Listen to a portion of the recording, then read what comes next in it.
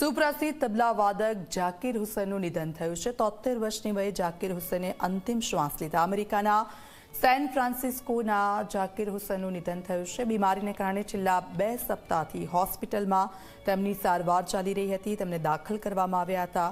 હૃદયને લગતી સમસ્યાને કારણે તેઓ હોસ્પિટલમાં દાખલ હતા।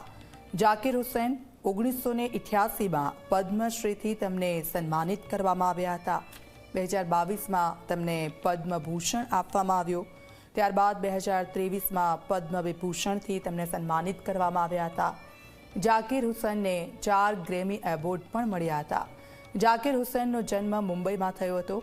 જાકીરને બાળપણથી જ તબલાનો એવો શોખ હતો અને તેમણે તેમના પિતા પાસેથી તેની ટ્રીક પણ શીખી લીધી હતી।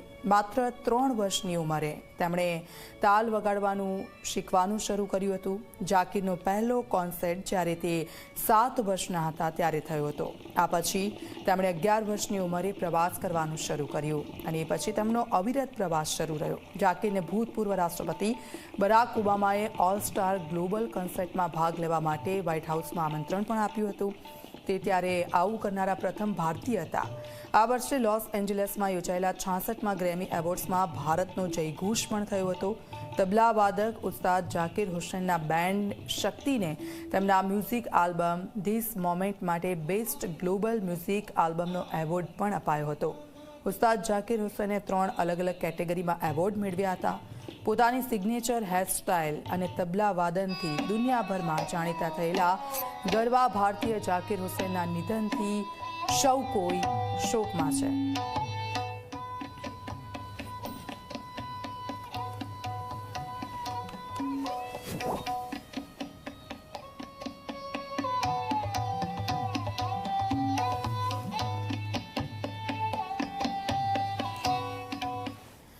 આગળ વાત કરીએ અન્ય સમાચારની।